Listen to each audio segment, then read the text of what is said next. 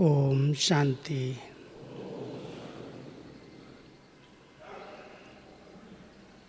बाबा के इस बेहद घर में भगवान के इस रचे हुए रुद्र यज्ञ में आज आप सबको तपस्या करने का गोल्डन चांस मिला है।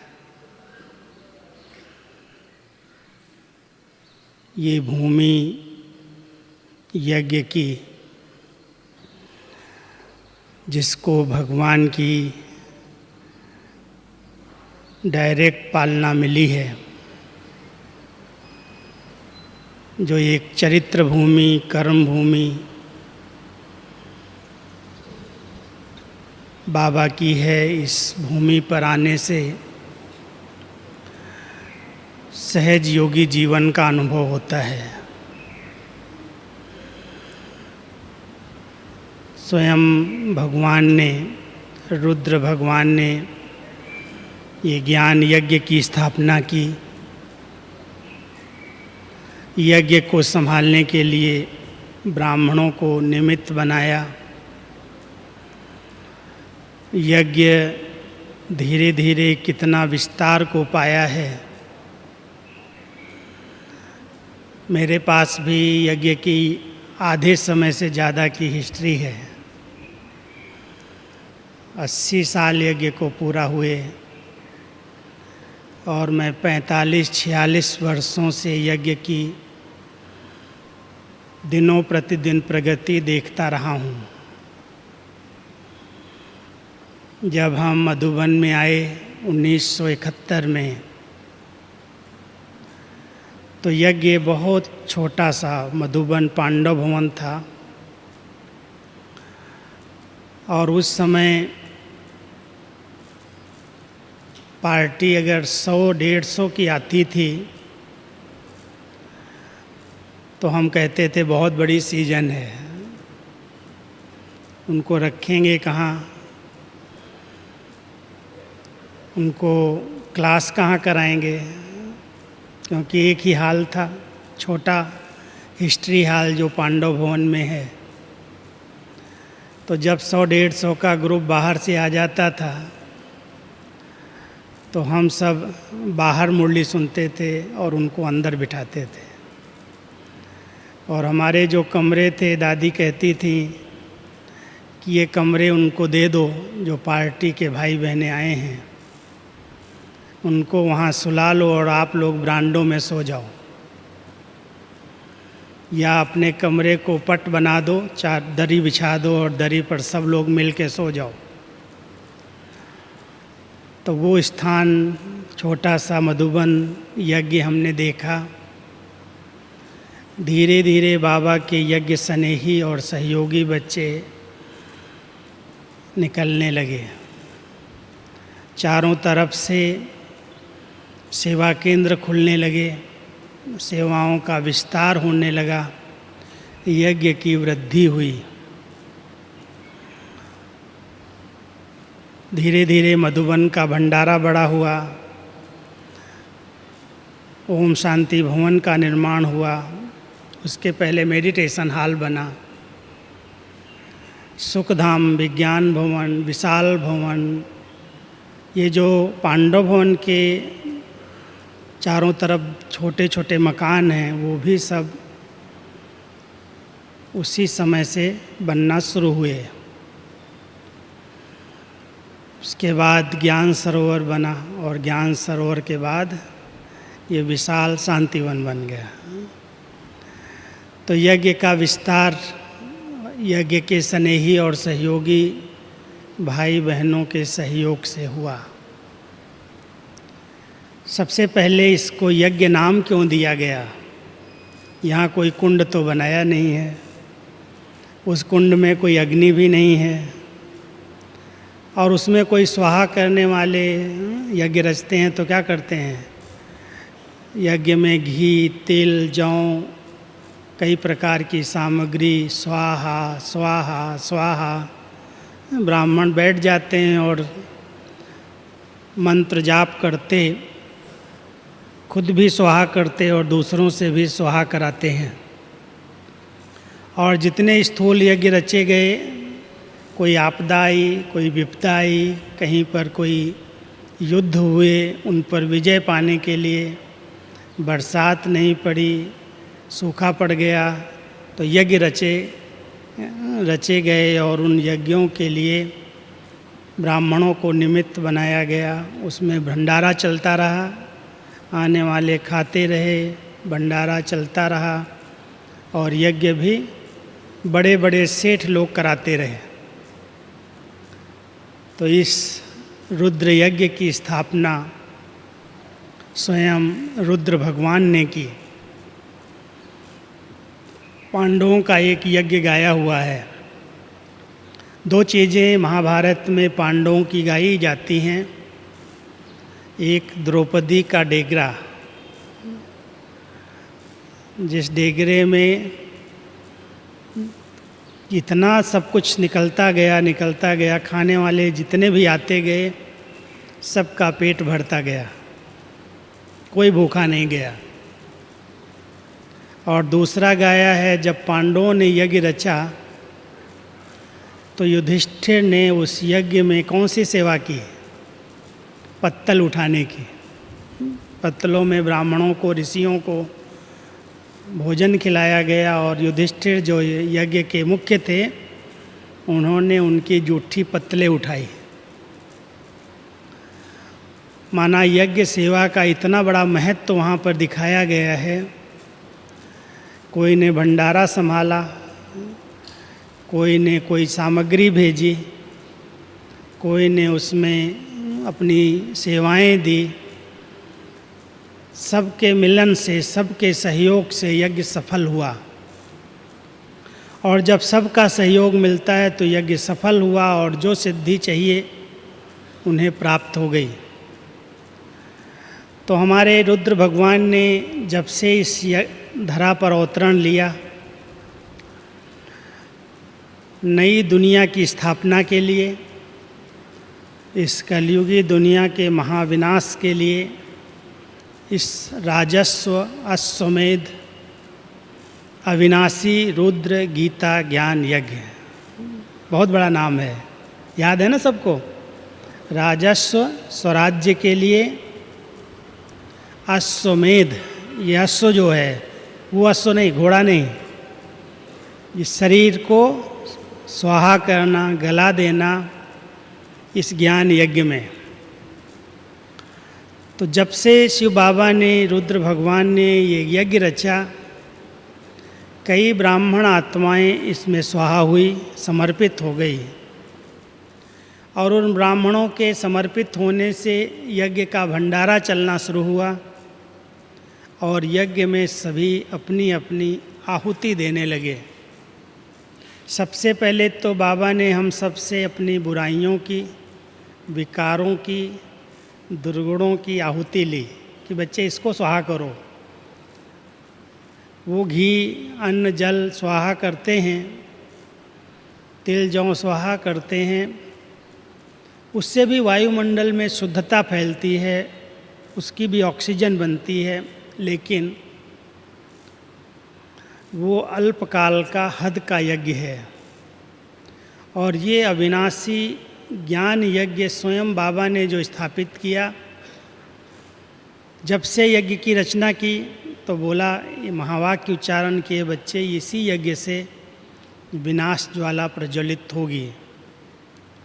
इसके कई रहस्य हैं और उन रहस्यों को हम सब जानते और समझते हैं कि एक तरफ परमात्मा ने जब इस रुद्र यज्ञ की स्थापना की नई सृष्टि के सर्जन के लिए, तो इस पुरानी सृष्टि के विनाश की तैयारियां शुरू हो गई।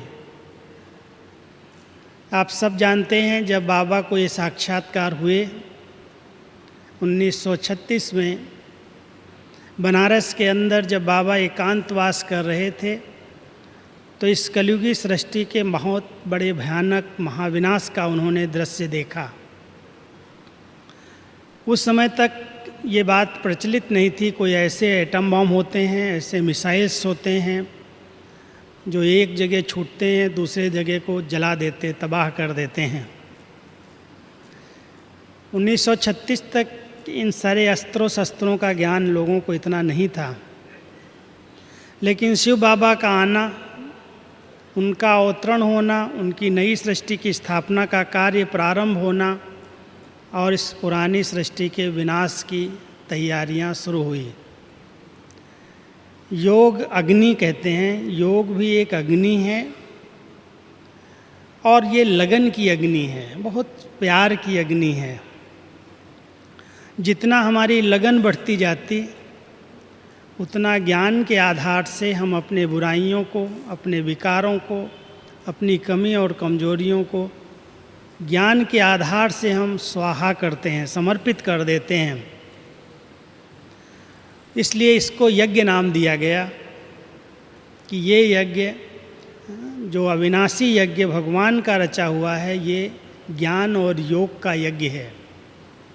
ये ज्ञान योग का कुंड है और इस यज्ञ कुंड के अंदर जो ब्राह्मण आत्माएं आई, उन्होंने संकल्प किया ये हमारी कमियां स्वाहा हो जाएं, समाप्त हो जाएं। और जब से हमने इसको समाप्त किया, यज्ञ बढ़ना शुरू हो गया, इसकी वृद्धि हुई, स्थापना कार्य बढ़ता गया और दूसरी ओर विनाश की ज्वाला भी भड़कती गई। आज हम सब देख रहे हैं यज्ञ का कितना बड़ा विस्तार है। हमारे 140 देशों के अंदर कितने सेवा केंद्र, कितने उप सेवा केंद्र, कितनी गीता पाठशालाएँ, कितनी क्लासेज चल रही हैं, उसका बहुत बड़ा इतिहास हम सब जानते हैं। कितना वृद्धि हुई है। बाबा के बच्चे लाखों की अंदाज में इस यज्ञ में आकर अपना जीवन श्रेष्ठ बना रहे हैं। सभी कुछ न कुछ तो स्वाहा करते ही हैं। आप सबने भी इस यज्ञ में कुछ स्वाहा किया है। कोई न कोई कमी, कोई कमजोरी, कोई संस्कार, कोई पुरानी आदतें। बाबा के बच्चे बनते ही हम संकल्प ले लेते हैं कि ये हमारी नहीं, ये तो पुरानी दुनिया की आदतें हैं, माया की दी हुई हैं। और बाबा के बने और उसी दिन से हमने स्वाहा किया। सबने किया है ना? किसी ने न किया हो तो हाथ उठाओ, जिसने न किया हो। ऐसा नहीं है ना कोई? सबने किया है ना? अच्छा, सबने किया तो हाथ उठाओ। बहुत अच्छा है। कोई ने अपने विकारों का संन्यास किया, काम, क्रोध, लोभ, मोह, अहंकार। कोई ने अपनी सूक्ष्म आदतों का, बीड़ी, सिगरेट, शराब, गुटखा, कई प्रकार के व्यसन, बुराइयाँ, ठगी, चोरी, किसी भी प्रकार की कमी थी, कमजोरी थी, बाबा के बने, यज्ञ में आए और हमने कहा बाबा ये सब आपका, स्वाहा। फिर बाबा कहता है बच्चे तुमने स्वाहा तो कर दिया लेकिन रिटर्न नहीं लेना। अग्नि में चला जाता है तो उसका रूप रंग बदल जाता है। तो जो कमी कमजोरी थी हमने यज्ञ में स्वाहा की और हम इस यज्ञ के सच्चे ब्राह्मण बन गए। आप सब ब्राह्मण बैठे हैं ना? कोई दूसरी जाति तो नहीं है ना? ब्रह्मा मुख वंशावली सर्वश्रेष्ठ सर्वोत्तम ब्राह्मण कुल भूषण। तो बाबा के यज्ञ में जिन्होंने अपनी बुराइयों को स्वाहा कर दिया, समर्पित किया, वो ब्राह्मण कहलाए। कुछ ब्राह्मण जिन्होंने अपने आप को समर्पित किया, जो यज्ञ के अंदर आए और यज्ञ के अंदर रह करके अपनी सेवाएं दी। लेकिन कुछ एक अपनी प्रवृत्ति में रह करके, घर गृहस्थ में रह करके, अपने व्यवहार को देखते और संभालते हुए इस यज्ञ के बहुत समीप और स्नेही बन करके रहे। उन्हें निश्चय हो गया है कि भगवान ने इस सृष्टि पर नई दुनिया बनाने के लिए यज्ञ रचा, इसमें कुछ मेरा भी सफल हो जाए। तन मन धन, जो हमारी अपनी शक्तियां हैं, जो बाबा की ही दी हुई हैं। बाबा कहता है इनको अपना नहीं समझना, लेकिन फिर भी आत्मा की सबसे बड़ी साथी सहयोगी तन है, फिर मन है उसके पास, और जो स्थूल में कमाया वो धन है। तन मन धन, तन और धन के बीच में मन आता है। तो यज्ञ में स्नेही वो बन सके जिन्होंने मन को पहले अर्पित किया, पहले पहचाना मन से कि मेरा ये यज्ञ है, मेरा बाबा है, और नई दुनिया की स्थापना के लिए ये यज्ञ रचा गया है। इस यज्ञ में मेरा कुछ तन लग जाए, अगर तन नहीं लग सकता है तो धन लग जाए, लगाया है। ऐसे ही इस यज्ञ की वृद्धि नहीं हुई। हर एक गुप्त रीति से बाबा कहता है, बच्चे इस हाथ से करो तो इस हाथ को भी पता न चले। गुप्त दान महापुण्य। ब्रह्मा बाबा ने एग्जाम्पल हम सबके सामने अपना ही प्रस्तुत किया। यज्ञ की स्थापना होते ही एक कन्याओं माताओं का ट्रस्ट बनाया और सारा संपत्ति जो उनकी लौकिक संपत्ति थी, इतना बड़ा बिजनेस हीरे जवाहरात का था, वो सब संपत्ति उन माताओं के हवाले अर्पित कर दी, यज्ञ में स्वाहा कर दी। उसके बाद उन्होंने पूछा नहीं कि उसका क्या हो रहा है, कितना बचा, कितना ख़त्म हुआ। ये माताएं इसको ट्रस्टी बन करके संभालेंगी। बाबा निमित्त हो गए, अलग हो गए।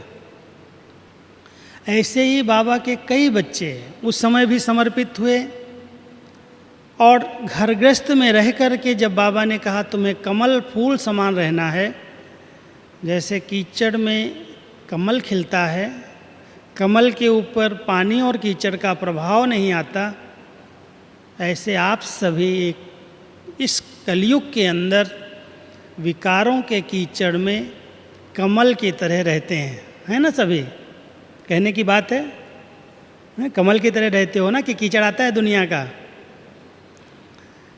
कितना भी कीचड़ है, कितने भी विकार फुल फोर्स में हैं, दुनिया में बढ़ रहे हैं, लेकिन ब्रह्मा कुमार बने, बाबा के बच्चे बने, ब्राह्मण कुलभूषण कहलाए, तो उस कीचड़ से किनारा कर लिया, न्यारे हो गए। अब बाबा क्या कहता है, बच्चे उस कीचड़ को छोड़ा, कमल बन गए, पवित्र जीवन जीने लगे। अब इन बुराइयों को कभी भी हाथ नहीं लगाना, कभी भी उनकी तरफ घूम करके नहीं देखना। जब मन शुद्ध हो जाएगा, पवित्र हो जाएगा, तो तन कहाँ जाएगा? जहाँ हमारा मन होगा वहीं हमारा धन होगा, वहीं तन जाएगा।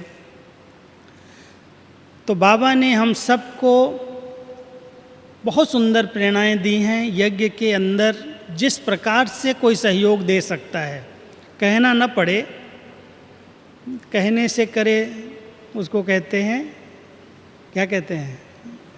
मनुष्य है वो।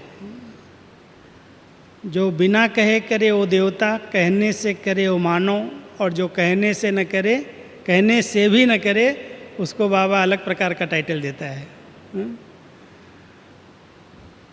इसलिए ध्यान रखना कि बाबा ने रुद्र यज्ञ रचा, हम बाबा के यज्ञ स्नेही बच्चे हैं, और ये यज्ञ इसी तरह से बहुत निर्विघ्न रीति से चला है।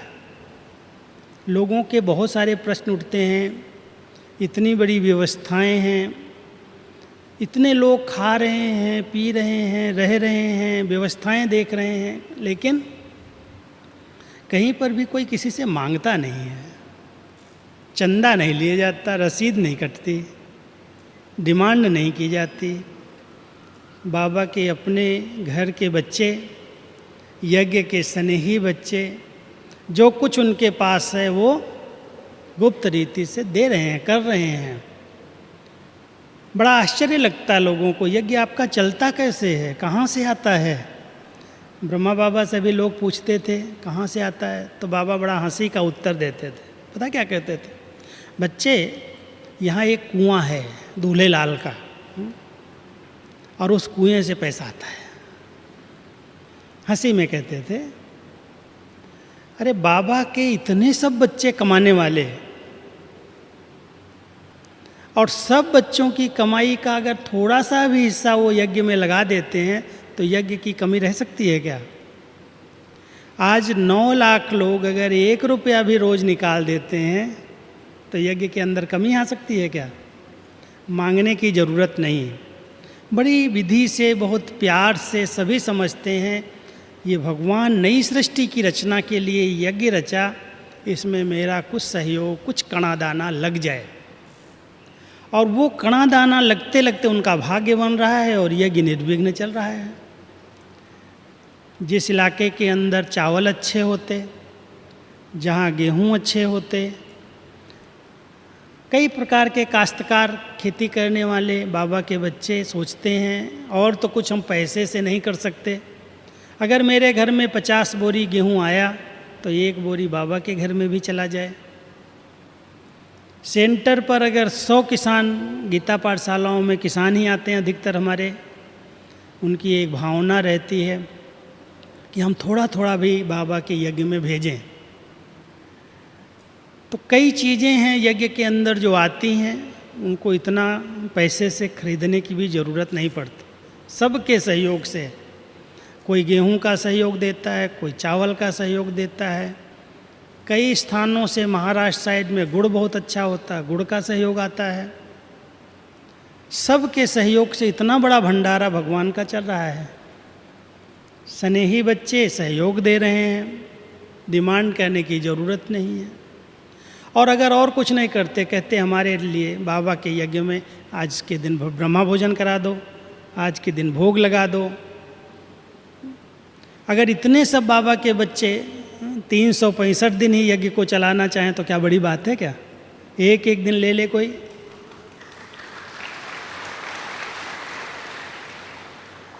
तो बहुत निर्विघ्न रीति से मैं देख रहा हूँ, दादियाँ इतना निश्चिंत रहती हैं।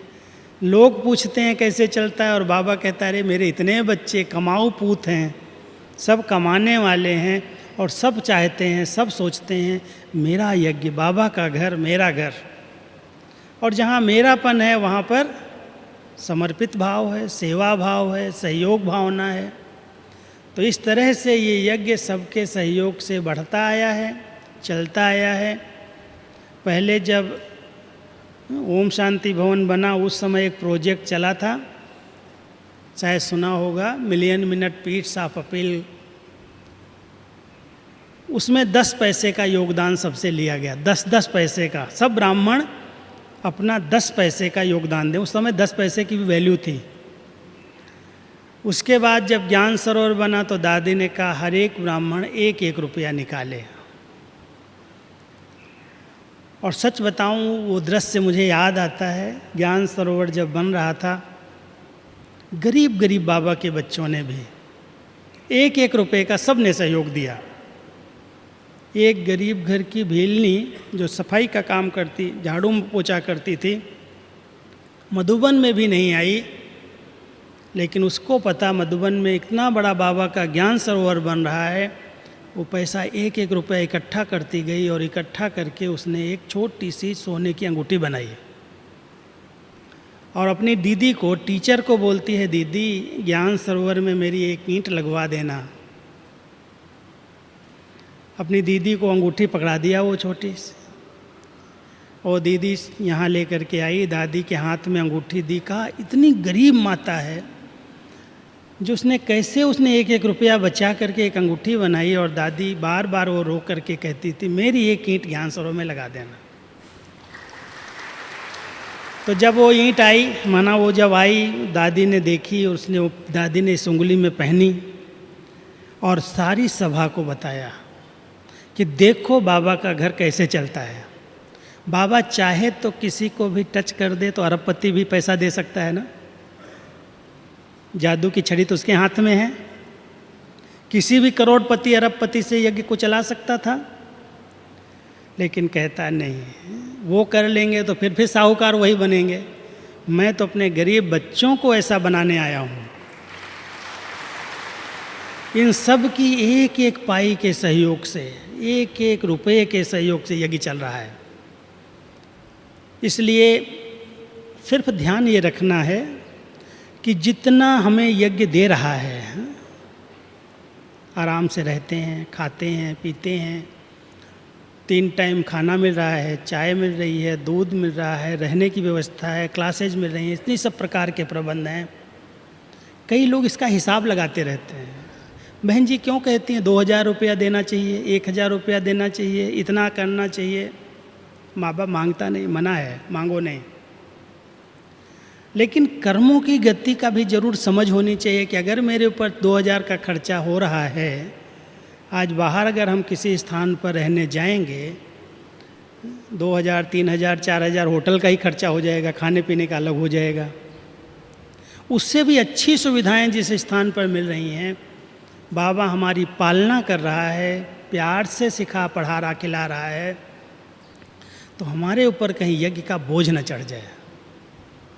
जो हमको इतना मिल रहा है, हमारा फर्ज भी कर कुछ बनता है कि और कुछ अधिक करके हम अपना भाग्य बनाएं, हमारे पर बोझ न चढ़े। यज्ञ को और कैसे विस्तार किया जाए, कहने की भी क्यों ज़रूरत पड़े। जो स्नेही सहयोगी घर के मालिक होते हैं, उनको इशारा भी नहीं दिया जाता। वो देखते हैं यहाँ किस चीज़ की कमी है, किस चीज़ की ज़रूरत है, वो पूछते हैं, वो राय लेते हैं और ले करके अपना सब कुछ सफल करते हैं। गुप्त रीति से पूछने की भी ज़रूरत नहीं पड़ती। तो यज्ञ स्नेही और सहयोगी बाबा उनको कहता है जो तन मन धन मनसा वाचा कर्मणा, जो उनकी विशेषताएं हैं, जो कुछ उनके पास है, उसको बाबा की अमानत समझ करके उस सेवा में सफल करना। बाबा ये नहीं कहता तुम भूखे सो, तुम पेट को पट्टी बांधो, तुम इतना दो। पहले घर को संभालो, परिवार को सुखी रखो, लेकिन बीज बोने की समझ जरूर चाहिए। मान लो आज किसी खेती में बीज बोने का समय है, अभी बरसात पड़ रही है, किसानों को पता होता है बीज बोना है, और बीज बोने के समय सोचे हमारे पास तो खाने के लिए नहीं है, हम बोएंगे क्या। अगर बो देंगे तो पता नहीं बरसात न पड़े, बाद में सूख जाए, कोई चिड़ियाएँ खा जाएं, कुछ नुकसान हो जाए तो और हम भूखे हो जाएंगे। वो नहीं सोचता है। वो सोचता है प्रभु बैठा है, धरती हमारी माँ है, हम बीज डाल के आएंगे, हमको ज़रूर वो देगी। विश्वास है, और उसी विश्वास के आधार से समय आते ही अपने खाने पीने को भी बचा करके उसमें से भी बीज निकालता है और वो बीज खेत में डाल देता है भगवान भरोसे। और वो धरती माँ उसका रिटर्न एक बीज का कई गुना करके देती है। अगर डालने के समय वो सोचने लगे कैसे होगा, कैसे परिवार चलेगा, भूखा न रह जाऊं, मिलेगा या नहीं मिलेगा, क्या होगा। जब कटेगी फसल तब उसको रोना पड़ेगा।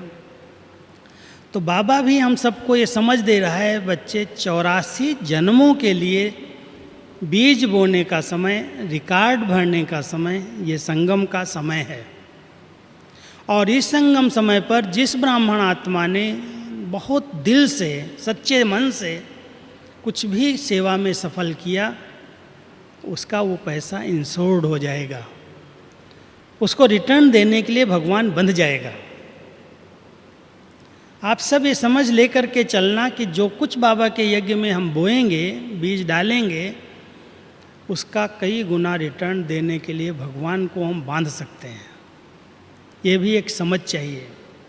तो इसलिए स्नेही और सहयोगी बच्चे कभी पूछते नहीं हैं, बड़े दिल और भावना के साथ बैलेंस में चलते हुए, बैलेंस बिगाड़ना नहीं है, लेकिन बैलेंस में चलते हुए खुले हाथ से बाबा के यज्ञ में जो सहयोग दे सकते हैं देना है। पूछना नहीं तू कितना करता है, तूने कितना दिया। कई बार पूछ लेते हैं एक दूसरे से, बाबा कहता पूछने से भी तेरा आधा ख़त्म हो जाएगा। तुमको जो करना है करो, बाबा न मांगता है न कोई फिक्स रेट रखता है, लेकिन भाग्य जरूर बनाना, भाग्य से वंचित नहीं रह जाना। ये भाग्य बनाने का संगम युग है, रुद्र भगवान का रचा हुआ यज्ञ है, और इस यज्ञ में जिसने जितना सफल किया, स्वाहा किया, उसको भगवान देख रहा है, उसको रिटर्न देने के लिए सदा के लिए बंध जाएगा। भगवान के मित्रता में भी आपने सुना होगा, श्री कृष्ण और सुदामा की बड़ी विचित्र कहानी। दोनों बचपन के फ्रेंड थे, लेकिन किसी कारण श्री कृष्ण की पदवी ऊंची होती गई, वो राजमहल में गए, उनके पास तो सब प्रकार के साधन सुविधाएं, राजा बने, महाराजा बने, और सुदामा जो उनका मित्र था वो एकदम बेघर बन गया, कारण कुछ बताते हैं शास्त्रों में। लेकिन जब वो बेगर बना और उसकी शादी हुई तो उसकी जब पत्नी आई तो उसने कहा, मैंने सुना है तुम्हारी मित्रता भगवान के साथ है, और वो इतनी बड़ी पदवी वाले, इतने पैसे वाले, और तुम भिखारी, तुम जाओ मित्र के पास मिलने के लिए, वो तुमको ज़रूर मदद करेंगे। कहे, मैं उनके पास कैसे जा सकता हूँ, इतना फटा हाल, मेरे पास पहनने के लिए कपड़े नहीं, पैर में जूती नहीं, खाने के लिए कुछ नहीं, और मैं भगवान की दरबार में जाऊँ, मेरे कौन पूछेगा, कौन पहचानेगा। उसने जिद किया, नहीं तुम जाओ, तुम्हारे मित्र हैं वो। और जब वो जाने लगा तो पहले तो द्वारपाल ने देखा ये कौन आ गया भिखारी, उसको धक्का दे के भगाने लगे। फिर भी उसने कहा, आप मेरी एक विनती है, श्री कृष्ण से कह दो आपका मित्र सुदामा आपसे मिलने आया है। और वो मित्रता निभाते हुए जब श्री कृष्ण के कान में बात है कि मेरा मित्र बचपन का दोस्त सुदामा आया है, तो कहते वो अपने सिंहासन से उठे, दौड़ करके बाहर आए और गले लगाया सुदामा को, और उसी फटे हाल में अपने साथ अपने आसन पर बिठाया, और बिठा करके फिर उनके चरण धोए, और चरण धो करके पूछने लगे कि हमारी भाभी ने, आपकी शादी हुई, हमारी भाभी है, उसने कुछ मेरे लिए भेजा है। अब उसको तो शर्म आ रही थी कि मैं क्या बताऊं क्या भेजा है। तो उसने बहुत युक्ति से उसने कहा था, तुम जा रहे हो, ज़रूर भगवान मांगेंगे आपसे, आपके मित्र कहेंगे कि क्या लेकर के मेरे लिए आए हो। तो उसने चावल थोड़े से एक पोटली में बांध करके दिए थे, और वो चावल मुट्ठी उसने ऐसे बगल में छिपाया हुआ था।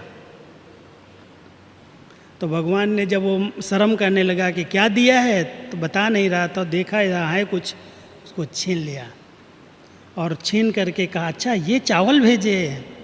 तो एक मुट्ठी खाई, एक महल मिला, 2 मुट्ठी खाई, 2 महल मिले। हैं, क्या कहानी है, यही है ना। जब भगवान उसको देने के लिए इतना बंध गया सुदामा को, लेकिन कैसे बंधा, अगर वो मुट्ठी नहीं होती, चावल नहीं होते तो नहीं मिलता। तो चावल मुट्ठी की भी यादगार हमारे शास्त्रों में है। बहुत बूढ़ी बूढ़ी माताएं बाबा के यज्ञ में जब आती थी, शुरू में मुरली सुनते होगे, उसमें याद करता है बाबा गुड़गांव की माताओं को। गुड़गांव में सेंटर था, गांव में, अभी तो गुड़गांव बड़ा सिटी बन गया है, दिल्ली जैसा हो गया, लेकिन वो गाँवड़ा था एकदम। और उस गुड़गांव के अंदर एक गीता पाठशाला चलती थी, अभी भी है वहाँ। तो वहाँ से बहुत बूढ़ी बूढ़ी माताएं, बाबा की बिल्कुल हमजिन्स, जैसे बाबा 70-80 साल के थे, तो वो भी वो मिलने के लिए आती थी बाबा से। और वो सब बूढ़ी माताएं सुदामा थी, बिल्कुल गांव की गरीब माताएं। तो एक पोटली बनाती थी, मैंने भी देखा है, एक पोटली में चावल, थोड़ा नमक, थोड़ी हल्दी, ऐसे इतना सा गठरा बना के आती थी, और बाबा कहती थी, बाबा ये सुदामा के चावल ले लो, खीर बना के सबको खिला देना। और बाबा क्या करता था, बड़े प्यार से उनकी वो चावल लेता था। हमारी भोली दादी भंडारी संभालती थी भंडारा, उनको बुलाता था, बच्ची जो आज चावल बन रहे हैं इस माता का उसमें मिला देना, और आज खीर बना के सबको खिला देना। मतलब इतने चावल का भी भगवान के घर में इतना कदर, इतना उसकी वैल्यू कि इतने गांव के बच्चे बाबा के चावल मुट्ठी दे करके अपना भाग्य बना लेते, रिटर्न भगवान से ले लेते। तो ये यज्ञ जो स्नेही सहयोगी बच्चे, वो स्नेह है उनका, वो प्यार है उनका, दिल का प्यार है, और उस दिल के प्यार के कारण उनको रिटर्न मिलता है। तो इसलिए हम सब बाबा के यज्ञ स्नेही और सहयोगी बच्चे बन करके अपना गुप्त भाग्य 21 जन्म की तो गारंटी के साथ, लेकिन 84 जन्म तक मुझे किसी के आगे हाथ न फैलाना पड़े, वो भाग्य बनाने का ये संगम समय है। तो सभी गुप्त रीति से अपना भाग्य बनाएंगे तो आपको कहा जाएगा यज्ञ के स्नेही और सहयोगी। लेकिन इसके ऊपर की एक स्टेज है, यज्ञ रक्षक। अब मैं इसकी परिभाषा आपको बताना चाहता हूँ। स्नेही सहयोगी तो बहुत हैं, यज्ञ रक्षक कितने हैं? क्योंकि कई बार यज्ञ रक्षक वो समझता है कि यज्ञ में अगर कुछ गलत हो रहा है तो उस गलती को सुधारने की मेरी जवाबदारी है, और उस जवाबदारी को निभाना है मुझे, क्योंकि मैं पुराना हो गया हूँ। 10 साल से 20 साल से मैं यज्ञ को देख रहा हूँ। यहाँ की निमित्त बहन ऐसी है, फलाना ऐसा है, वो ये करता है, वो ये करता है। तो यज्ञ रक्षक पुराने बच्चे ये समझने लगते हैं कि इसको सुधारने का तरीका क्या है। वो तरीका अपनाता है, एक पत्र लिखता है, और जितनी उसकी कमियां वो देखता रहता है, नोट करता रहता है, वो सारी कमियां उस कागज़ पर लिख लेता है, पत्र बनाता है एक। कहता है ऐसे तो ये सुधरने वाले नहीं हैं, और वो पत्र सबको सप्लाई कर देता है, और नीचे क्या साइन करता है, यज्ञ रक्षक। अब आप थोड़ा सा इस पर विचार करना, सभी वो यज्ञ रक्षक है जिसने कभी भी अपने निमित्त की, अपने बड़ों की, किसी की भी कोई कमी और कमजोरी नोट की और नोट करके उसको सुधारने का ये तरीका अपनाया, फैला दिया बात को। करने वाले ने तो एक किया और फैलाने वाले ने 10 के मनोवृत्तियों को खराब किया। वायुमंडल बनाया, यज्ञ की बदनामी कराई। हो सकता है करने वाला रियलाइज करके सुधर भी जाए, लेकिन जिसने उस बात को फैलाया वो यज्ञ रक्षक नहीं, यज्ञ भक्षक बन गया, क्योंकि यज्ञ में विघ्न रूप बन गया। इसलिए बहुत अंडरलाइन करना, अगर कोई की कमी कमजोरी दिखाई भी देती है तो उसको बदलने का, उसको सुधारने का पहले तो मुझे ठेका बाबा ने नहीं दिया है। और अगर हम समझते हैं हम यज्ञ रक्षक शुभ चिंतक हैं, तो शुभ चिंतन तो इसको कहा जाता है कि आप बहुत अच्छी शुभ भावनाएं रखो, बहुत अच्छा वातावरण बना करके रखो, और उस वायुमंडल से ऐसी योग की शक्ति दो जो उसको गलत करने की हिम्मत न पड़े। हमारी दादी जानकी एक बड़ा अच्छा हम सबको उदाहरण बताती हैं कि जिस स्थान पर मैं बैठी हूँ वहाँ कोई गलत कोई काम नहीं हो सकता है। हिम्मत से, नशे से कहते हैं, मैं बैठी हूँ फिर कोई गलत कैसे कर सकता है, क्योंकि उनकी इतनी शुभ भावनाएं हैं, इतना श्रेष्ठ चिंतन है, उसका ओरा है। उस ओरे के अंदर रहने वाली आत्मा, उस आभा मंडल में आने वाली आत्मा से गलती हो ही नहीं सकती। वो शुभ भावनाएं, वो पवित्र विचार, वो हमारी धारणाएं, वो यज्ञ की रक्षा करती हैं।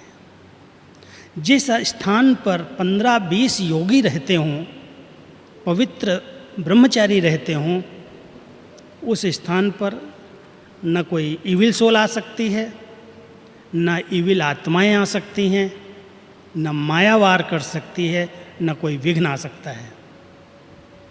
लेकिन अगर उस स्थान पर कोई विघ्न आते हैं तो उसका कारण है कुछ न कुछ वहाँ पर वायुमंडल में व्यक्त और व्यर्थ चलता है।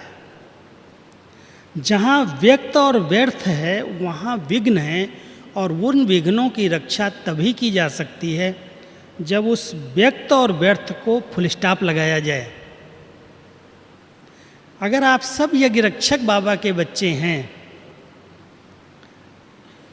पहले अपने घर की रक्षा जहाँ आप रहते हैं, पहले अपने स्व की रक्षा कीजिए। जो स्वरक्षक, मर्यादा रक्षक है, वही यज्ञ रक्षक बन सकता है।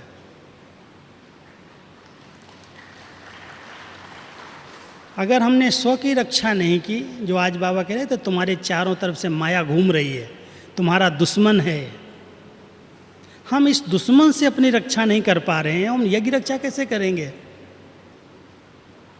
हमें पहले अपनी रक्षा के लिए अच्छे विचार करने चाहिए, अच्छा चिंतन करना चाहिए, अच्छा ओरा बनाना चाहिए आभामंडल, और अच्छी लाइट की ड्रेस पहननी चाहिए।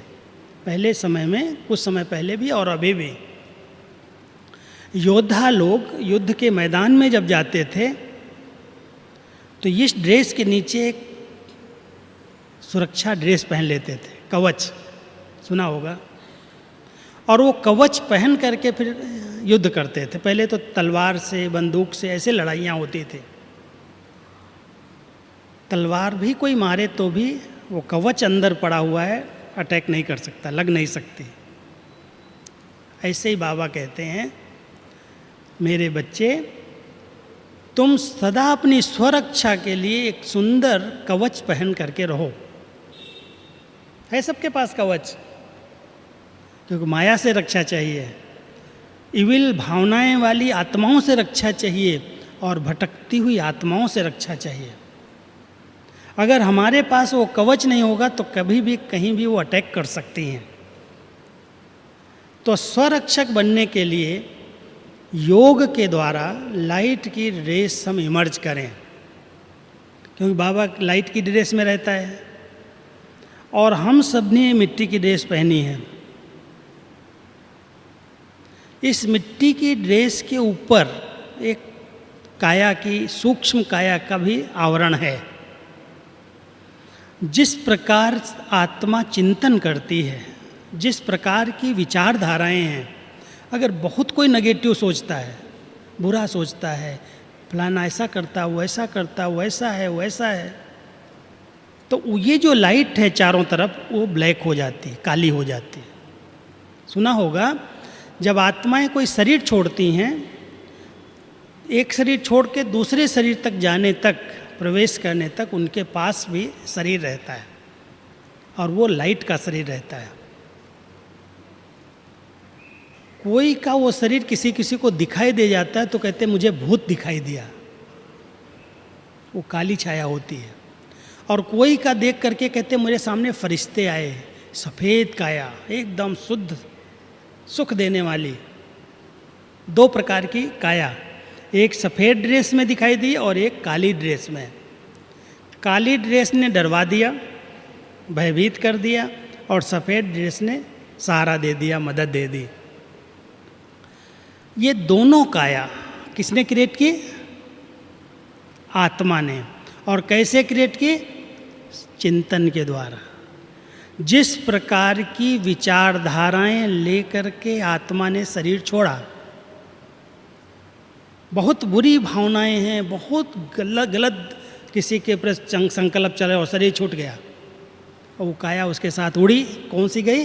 काली छाया, नेगेटिव छाया। वो बहुत बन गई, डरवा रही सबको। कई इच्छाएं हैं, ममताएं हैं, मोह है, लोभ है, कई प्रकार की कामनाएं हैं, विकार हैं। वो काया काली कर दिया उसने। और जो बिल्कुल पवित्र और शुद्ध आत्माएं हैं, सुख दे रही हैं, सुख ले रही हैं, कोई से कोई नफरत नहीं, घृणा नहीं, वैर नहीं, उनकी एकदम काया पवित्र और शुद्ध हो गई। वो काया हमको अभी धारण करनी, वो है हमारा सुरक्षा कवच, वो है लाइट का कवच।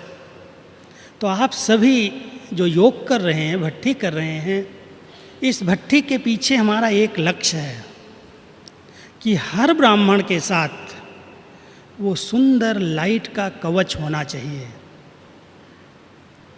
कभी भी आपके ऊपर विकारी दृष्टि की भावनाएं, किसी की नज़र नहीं लगेगी, किसी की विकारी भावनाओं का प्रभाव नहीं पड़ेगा, कोई भटकती हुई आत्माएं आप तक समीप नहीं आएंगी, दूर भाग जाएंगी।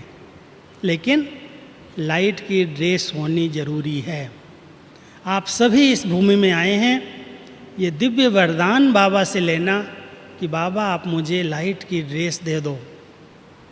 और वो लाइट की ड्रेस केवल अपने शुद्ध संकल्पों में रहने से बनती है और कोई तरीका नहीं है।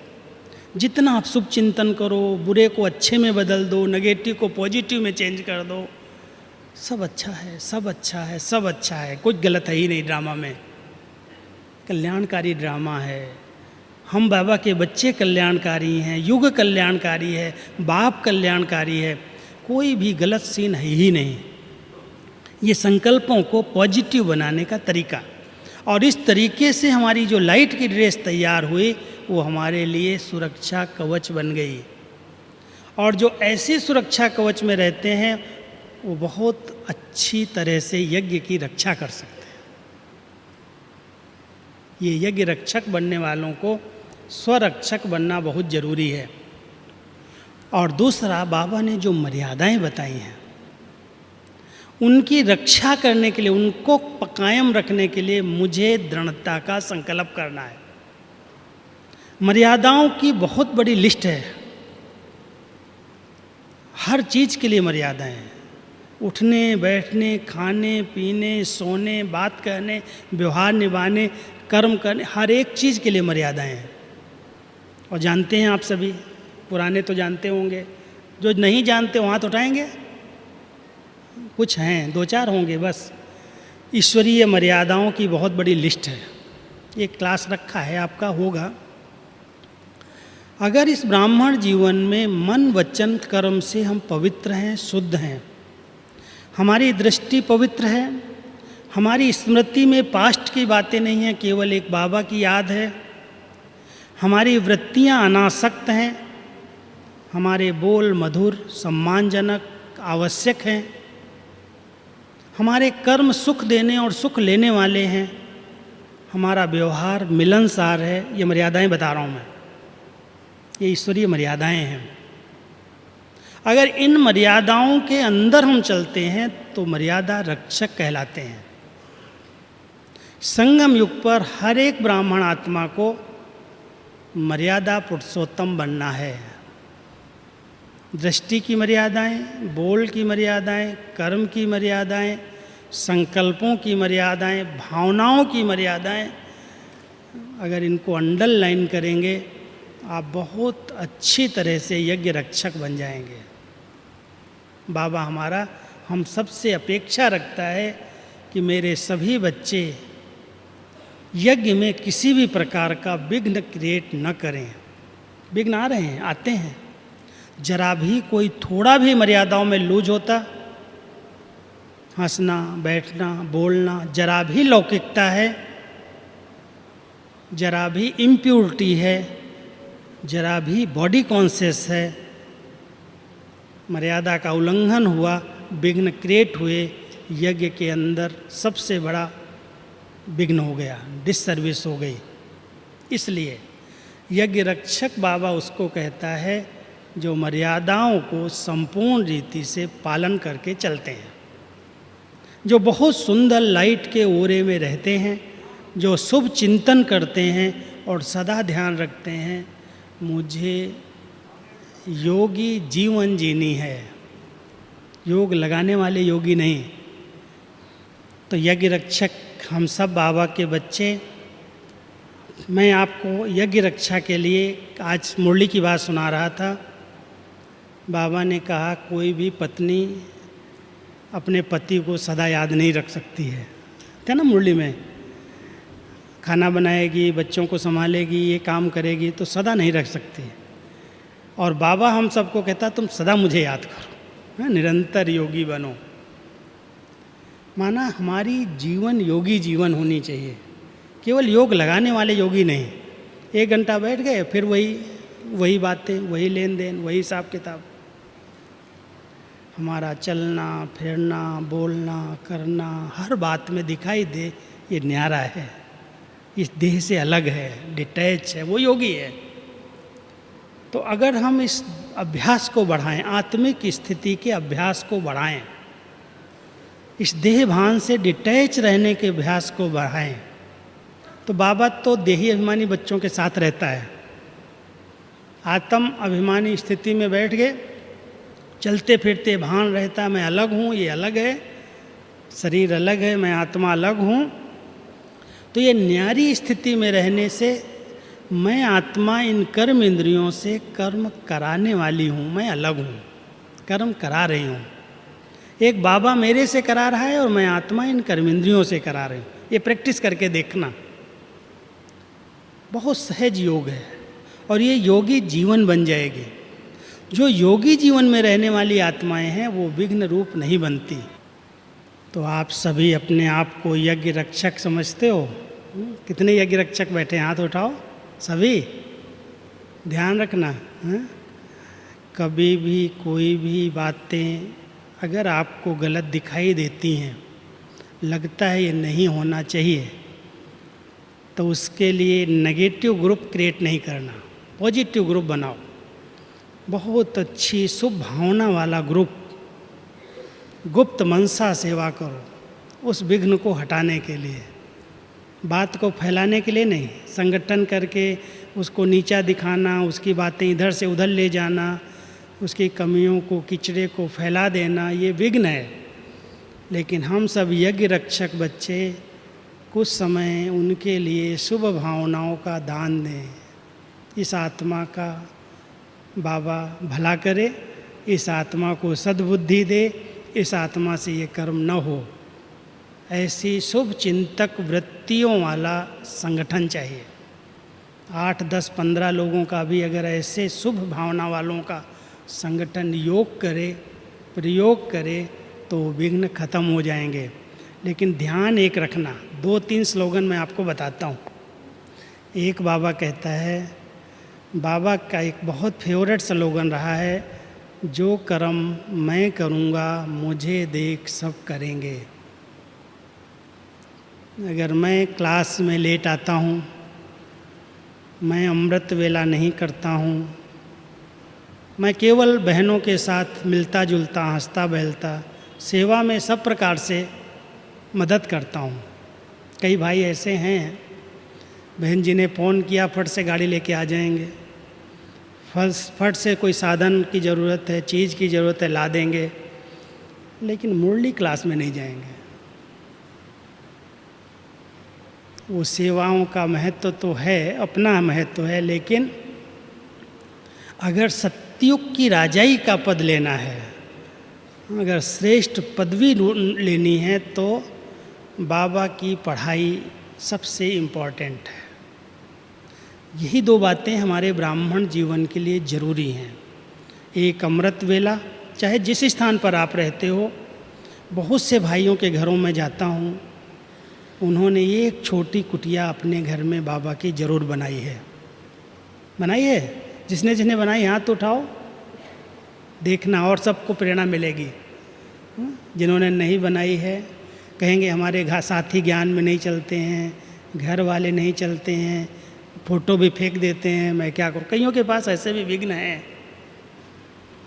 लेकिन आप अगर लक्ष्य रखेंगे, आप, बाबा कहता है पुरुष जो होता है वो मालिक होता है। आप मालिक हैं, मालिकपन के थोड़े सम्मान में रहना, अहंकार में नहीं, सम्मान में रहना, और अपने घर में तपस्या के लिए एक बाबा का छोटा कमरा ज़रूर बनाना। योग करो सवेरे सवेरे उठ करके। अगर आपकी साथी नहीं मानती है तो भी उसको सवेरे सवेरे उठ करके योगदान दो कि बाबा इस आत्मा को भी आप भला करो, इसका भी कल्याण करो, ये भी आपकी बच्ची बन जाए। कई भाई ऐसे आए हैं इस अधर कुमारों की भट्टी में जिनकी युगल साथ नहीं देती, ज्ञान में नहीं चलती, उसको भी साथी बनाना है। एक पहिए की गाड़ी थोड़ा तो नीचे ऊपर हो जाएगी ना, इसलिए अगर 2 पहिए हैं तो दोनों समान चलने चाहिए। अब इसके लिए आपको योग का दान देना पड़ेगा। योग का प्रयोग गुस्से से नहीं सुधरेगा। आपको हम गुस्सा करके, डांट करके, झगड़ा करके, वो तो और वातावरण खराब हो जाएगा, उसमें यज्ञ की बदनामी होगी। इसलिए बहुत अच्छी तरह से, बहुत स्नेह से, प्यार से समझा करके योग का दान दो, प्रयोग करो, वो भी आपका सहयोगी बन जाए, आपके हर बात में कहना माने। जहाँ पर भी आप जाए तो शुद्ध भोजन तो खिलाए कम से कम, पवित्र तो हो ही जाएगी।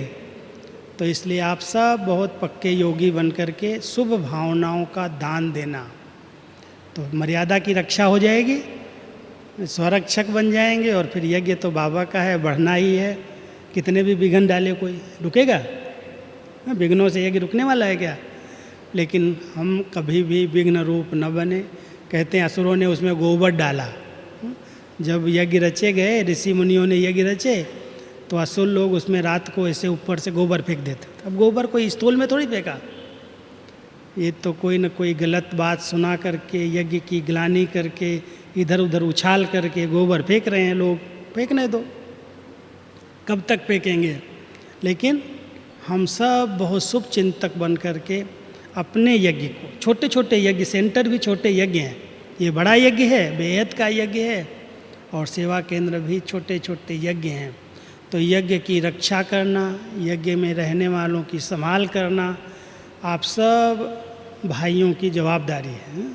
जवाबदारी बाबा ने दी है, लेकिन उसके लिए जवाबदारी को अपनाने का तरीका पॉजिटिव रखना, नेगेटिव नहीं। बहुत शुभ चिंतक वृत्ति से, शुभ भावनाओं से, जैसा कर्म मैं करूं मुझे देख सब करने लगें। टाइम पर आना, टाइम पर मुरली सुनना, टाइम पर योग करना, टाइम पर ट्रैफिक कंट्रोल करना, नमाज शाम पर ध्यान देना, फिर सेवा में हाथ बटाना, हमारा भाग्य बन जाएगा। तो पहला स्लोगन, जैसा कर्म मैं करूँगा मुझे देख सब करेंगे। दूसरा, वर्तमान समय बाबा हमको स्लोगन दे रहा है, जैसी हमारी वृत्तियाँ हैं वैसा वायुमंडल बनेगा। अगर हमारी वृत्तियाँ नेगेटिव हैं, पर चिंतन वाली हैं, व्यर्थ चिंतन वाली हैं, तो वायुमंडल कैसा बनेगा? जहाँ आप रहते हो वहाँ का वायुमंडल कैसा है? अगर नेगेटिव वृत्ति है, भटकती हुई वृत्ति है, चंचल वृत्ति है, तो वायुमंडल में भी वही वाइब्रेशन फैल जाएंगे। इसलिए वृत्ति द्वारा वायुमंडल बनाने की हमारी जवाबदारी है। तो वृत्तियों को बहुत अनासक्त बनाओ, बहुत उपराम बनाओ, बहुत बेहद की बनाओ। तो वृत्तियाँ अनासक्त हैं, उपराम हैं, विकारों से बिल्कुल न्यारी ब्यारी हैं, तो विघ्न खत्म हो जाएंगे। तो जहाँ विघ्न जीत बनना है, हमेशा बाबा कहता है, बच्चे तुम विघ्न विनाशक हो, विद्यापति हो। गणेश कौन है? विघ्न विनाशक, विद्यापति। इतनी लंबी सूढ़ है उसकी। लंबी सूढ़ किस चीज़ की निशानी है? परखने की शक्ति है। परख लेता है दूर से ही क्या होने वाला है। तो अगर यज्ञ रक्षक बनना है तो नॉलेजफुल ज़रूर बनना। परख लो क्या होने वाला है, और परख करके फिर उसको फैलाओ नहीं। पेट बड़ा है, संभालो, संभालो। संभालेंगे तो बात बड़ी नहीं होगी। और कोई बड़ी बात दिखाई देती है ना, तो उसको बहुत छोटा बना दो। बड़ी को छोटा बनाने की अभ्यास डाल लो, छोटी को बड़ा नहीं बनाना। ये हो गया, ये हो गया, ये हो गया, सोच सोच करके उसको बड़ा बना देते हैं, फिर बड़ा विघ्न दिखाई देता।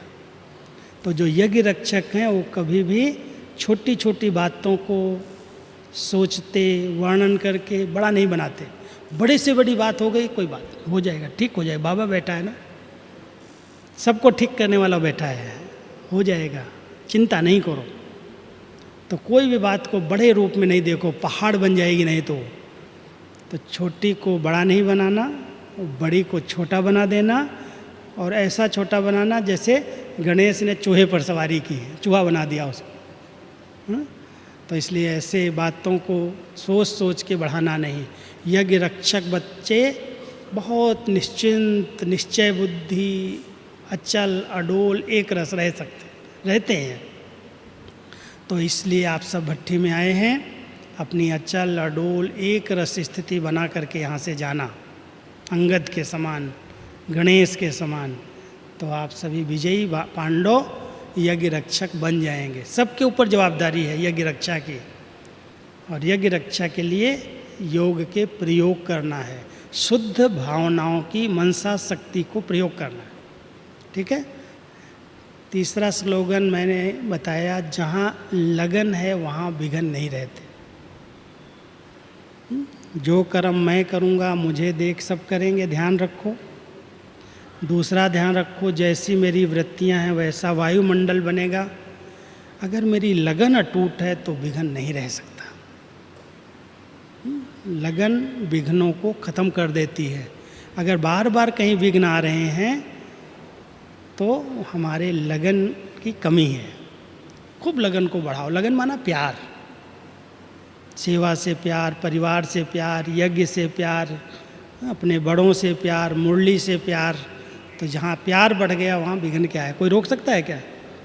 मीरा को लगन लगी, कोई रोक पाया? लगन थी, कितने भी विघ्न आए सबको पार कर लिया, खेल खेल में पार कर लिया। तो इसलिए आप सभी लगन को चेक करना, बाबा से कितना हमारा जिगरी प्यार है। ठीक है।